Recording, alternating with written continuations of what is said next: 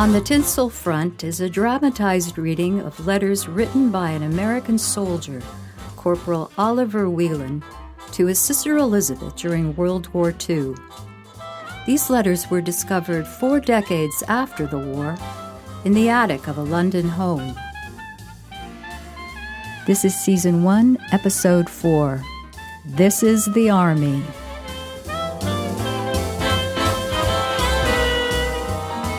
March 4th, 1943. Dear Bet, it's been a whirlwind, but I'm in Burbank on the Warner's lot and am a member of the cast of This is the Army. Do you believe it? I saw the show in New York before leaving for pre-flight. I found a lot of it to be silly, but the music was fun and inspiring. After Reagan gave me my orders, I was in a daze as I ran back to Lois's to pack. Elle and Shelley were with Lois in the kitchen. When I burst in breathing hard, Lois jumped up, alarm on her face. Oh, my Lord. Ollie, what are you on the run? Run? Run from who? Do we have to hide you? Hide? No, it's okay. They're just getting rid of me. They're sending me to Warner Brothers. Warner Brothers? What's going on?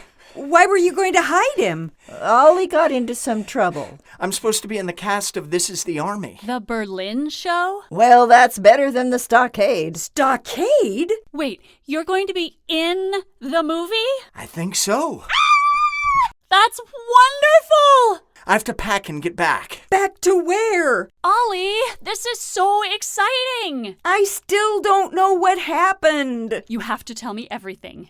Everything! Girls, let the boy pack.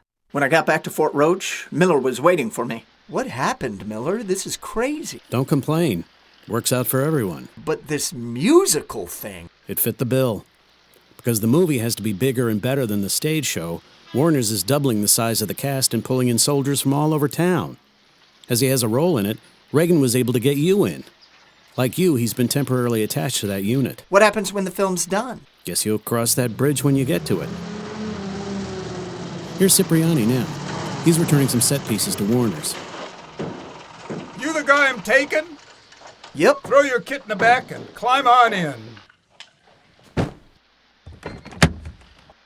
Thanks, Miller, for everything. Good luck, Whelan. Try to have some fun. Maybe we'll see you back here sometime. And if you run into Reagan, try not to tear him a new asshole like you did Bellows. I acknowledge that with a wave.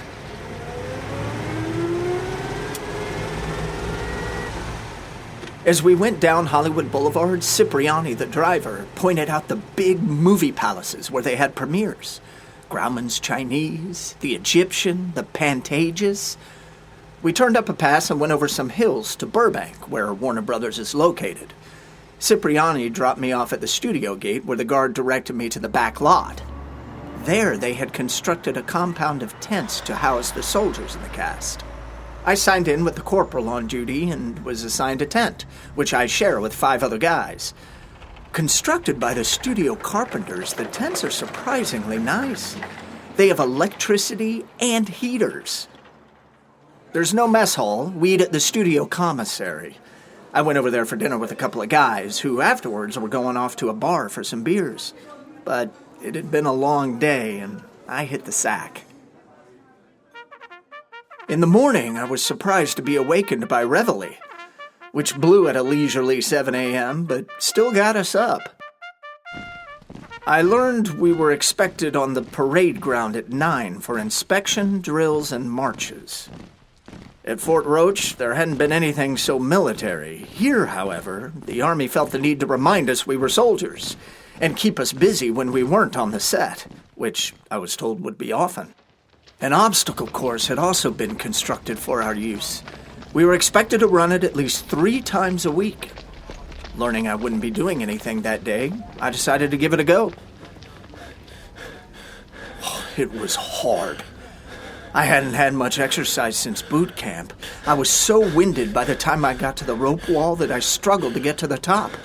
I was going to give up and drop back down when a colored soldier appeared above me and reached down to offer me a hand. I grabbed it and he pulled me up. Whew. Much obliged. I wouldn't have made it. I'm a little... You must be one of the new boys. Yeah, I got here yesterday. Name's Whelan. Oliver.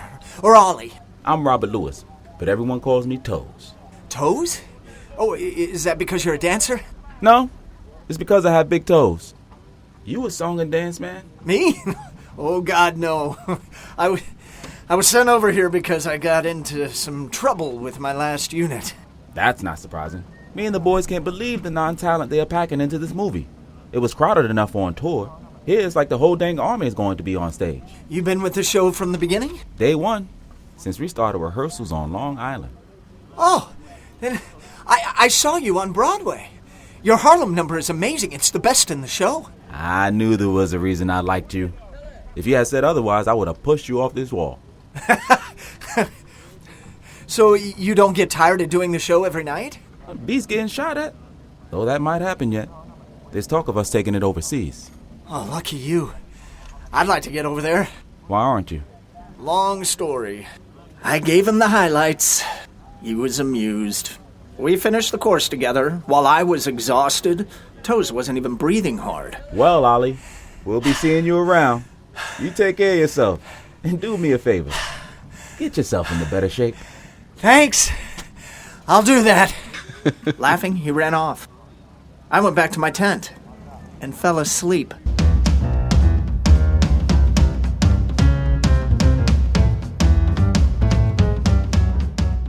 Dear Bet, had my first day on This Is the Army. Today after breakfast, we assembled on our makeshift parade ground and marched over to the studio's scoring stage. We filled some bleachers that had been set up in front of a piano. There was like 150 of us. We were handed sheets of music and taught the songs that we, the soldier chorus, would sing in the movie. Once our teacher was satisfied, we took a break for lunch. When we came back in, we were joined by the guys from the stage show who already knew the music. And there was now an orchestra. We ran through the songs a couple of times, then recorded them. Afterwards, they told us to memorize the songs so we could sing them perfectly without looking at the lyrics. That's because once we got on the set, we'd be lip-syncing to the recording. Dismissed, we marched back to our tents.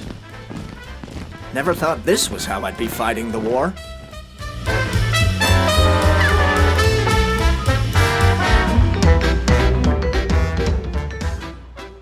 That night at the commissary, I was looking for a place to sit when I heard someone calling. Hey! Weak obstacle course man. Over here.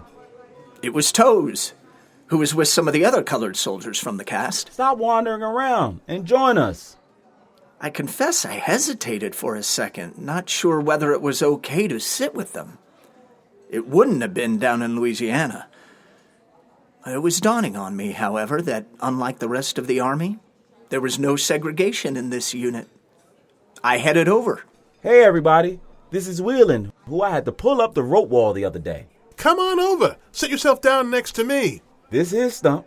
If you don't like Stump, there's a space over here. And that's Spoons. Frankly, And over there, with his mouth full, I wouldn't sit next to either of them. Willie Boy.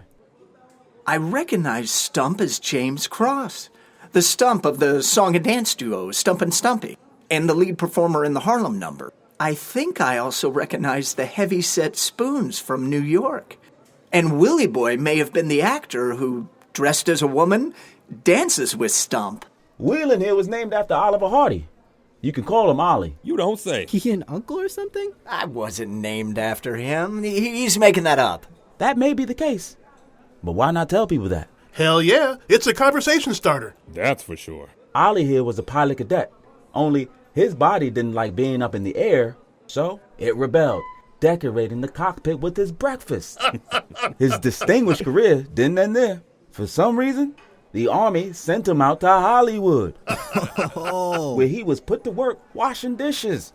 He told his sergeant boss, who was a real jerk, to go to hell. And what did they do to punish him? They put him in this show. So, how you gonna mess up here? That I'm trying to figure out.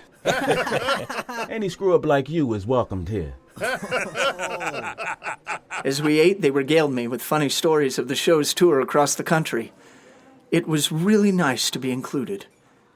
For the first time since I'd gotten to Los Angeles, it felt like I had some friends. When we had all finished and it came time to move on... So, Mr. Oliver Whelan, what are we going to call you? Call me? A stage name. You gotta have a stage name if you're gonna be in this show and hang with us. How about Barf Boy? Or Fly Boy, since he ain't never gonna be one. Or Balls, because he stood up to that sergeant. Or maybe Ollie becomes Lollipop. Oh, yes. Oh, that is definitely. Absolutely. And so I became Lollipop.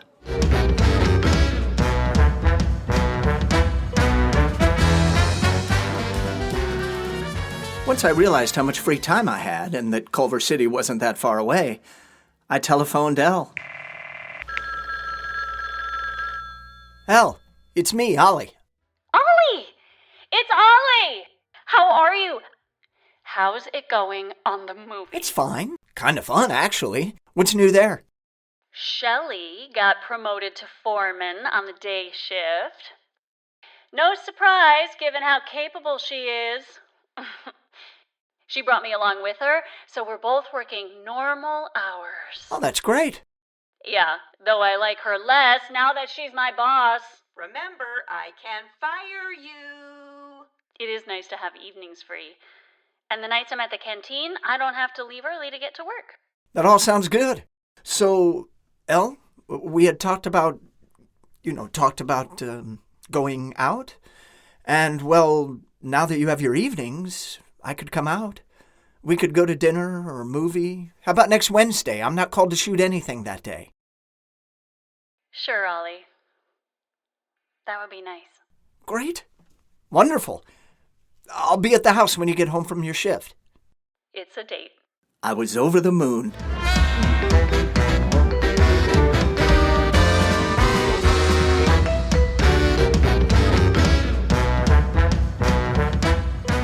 Today we shot the This Is the Army number.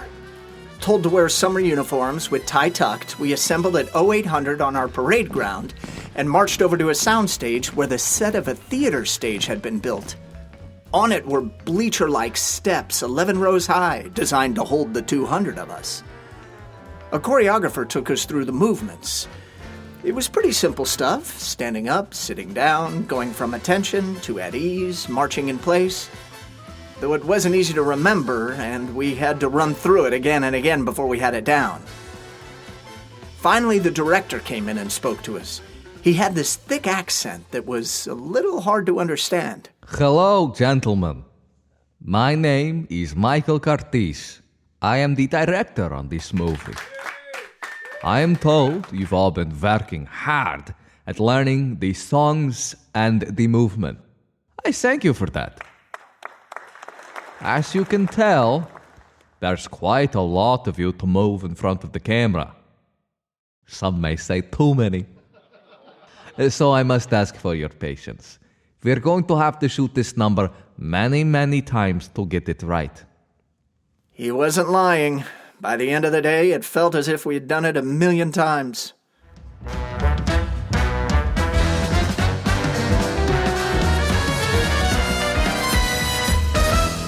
The day of my date with Elle arrived. Free after morning calisthenics and marching, in the afternoon I made my way to Culver City. I let myself into Lois's, thinking nobody was home, only to find Elle sitting in the living room. She didn't appear to be doing anything. She was just sitting there, staring into space. Elle, what are you doing home? I thought you'd be at work. I told Shelley I was sick, but I'm not. I just didn't feel like going. Oh, okay. I hate that place. It is so loud and so uncreative. I can see that, I guess. So it's kind of early for dinner.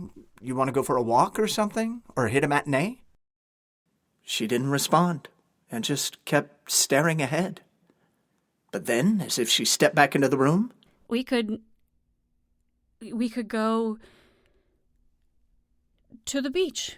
The beach? Really? Is it close? It's only a few miles away. Wait, Ollie, are you telling me that you've never been to the beach here? No, I haven't. You've never seen the Pacific Ocean? No, I never really had the time. Well, then we have to go. What, now? Yes, now. I don't know. It's a little cold out and... We can take the red car. Let's go. I thought this was crazy. But she had jumped up and was suddenly energized, so I wasn't about to say no. As soon as we were on the red car, Elle wanted to hear everything about shooting This Is the Army. When I told her how the director had a thick Eastern European accent... What's his name? Michael, Curtis. That's it, Michael Curtiz. Oh my God. He directed Casablanca. Have you seen it? No. It's the new Humphrey Bogart movie. It is so good and so romantic. I cannot believe you are working with Michael Curtiz.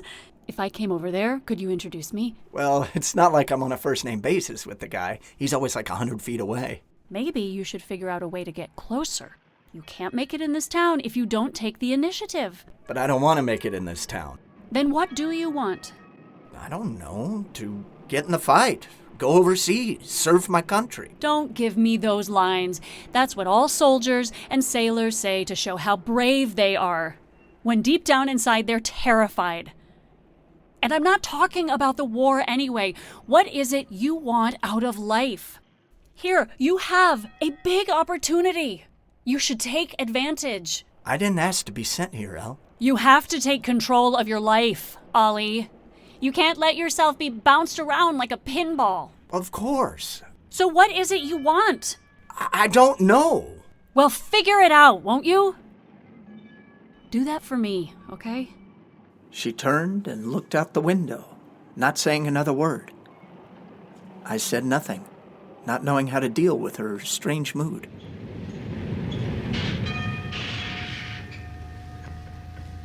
But when we got off the train, that mood lifted.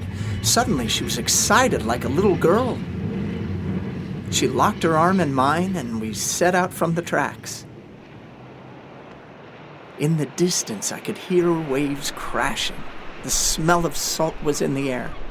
They call this beach town Playa del Rey. I just love all the Spanish names in Los Angeles, don't you? So exotic, so seductive. I like to say them over and over again. Playa del Rey, Santa Monica, La Cienega. Los Angeles. Playa del Rey, Santa Monica, La Cienega, Los Angeles. Coming to a sand dune, we pulled off our shoes and scaled it. The sand was cool and moist on my bare feet, a wonderful sensation. Then we were on top of the dune, and oh my God, Bet, it's hard to describe.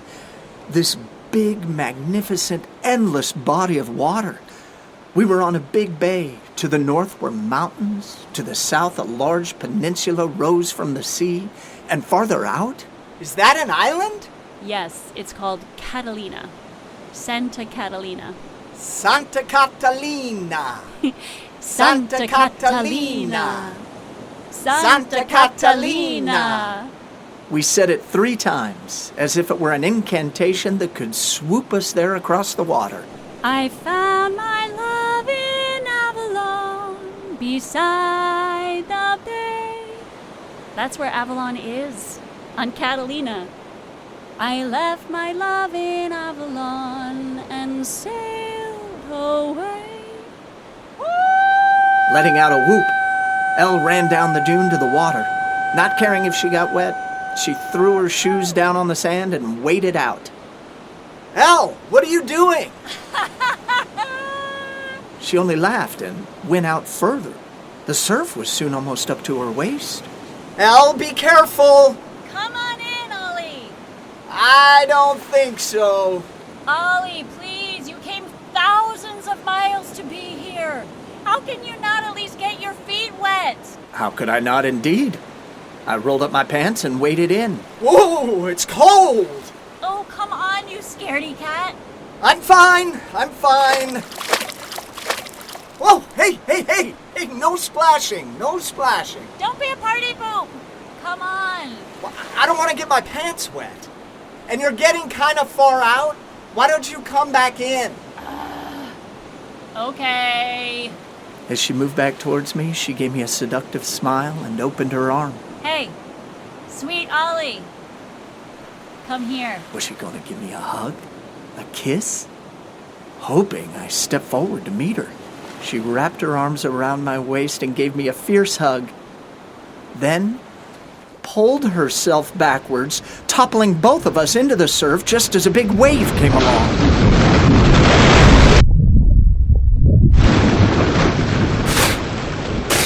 Jesus Christ, Elle!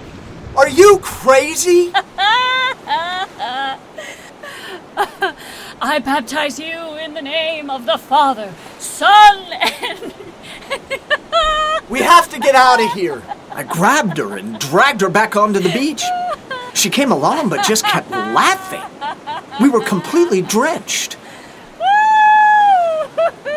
Once we were out, Elle dropped down onto the sand. What are you doing? You're getting sand all over you.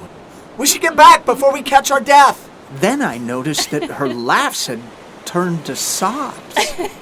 She was weeping uncontrollably. And I had no idea what to do. It's okay, Elle. Everything's okay. We're safe. We're wet, but we're safe. Let's get back up to the train. It was as if she didn't hear a word I said. She just kept crying. All I could do was sit down next to her and hold her until she stopped. Come on now. Let's get you home and into a nice hot shower. She said nothing, but responded to my prodding and stood up, holding on to me as we made our way up the beach and over the dune to the red car stop. We were quite a sight when, shivering, we stepped into the car. We had stopped dripping, but were obviously wet and covered with sand. Ignoring disapproving looks and a few smiles, I got Elle into a seat. It was getting dark by now. She didn't say a word the whole trip back. She just held my hand and rested her head on my shoulder.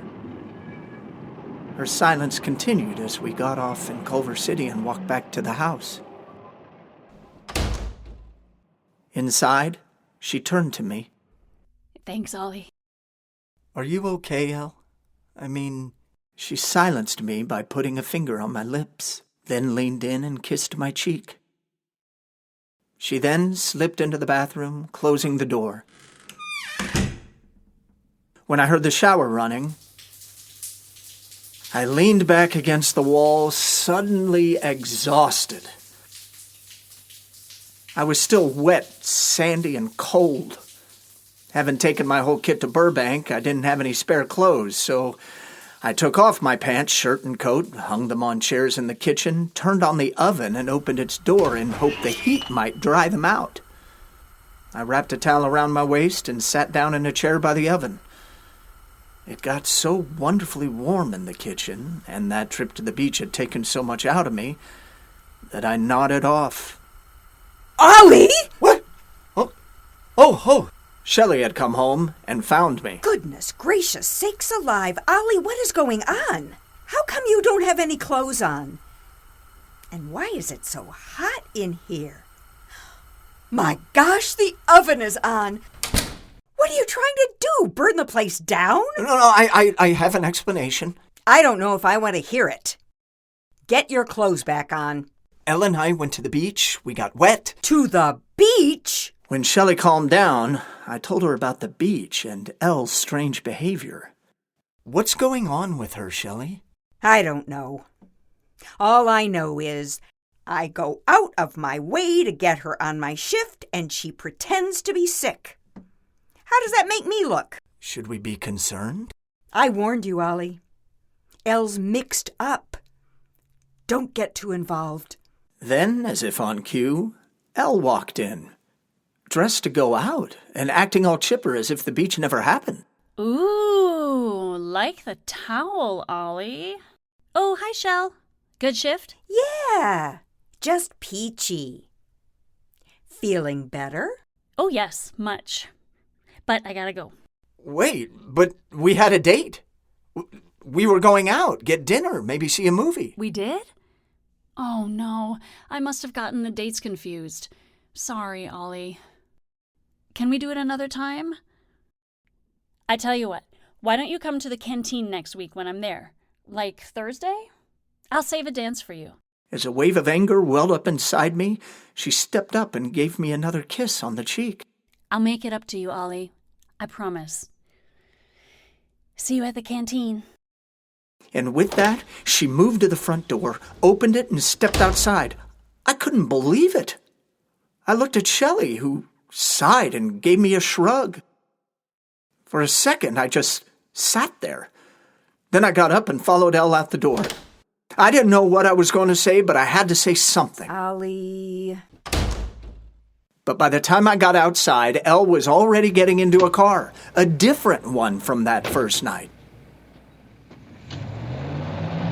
This time I paid more attention, especially to the license number, which the streetlight illuminated as it headed down the street. When I turned around, Shelley was standing in the doorway, waiting for me. Why don't you take a shower, Ollie, while I see what I can do about your clothes? Then I'll whip something up for us to eat.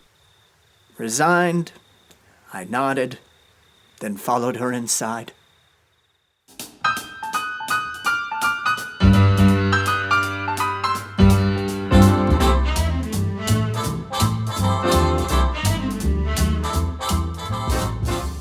On the Tinsel Front is written, produced, and directed by Christopher Bomba.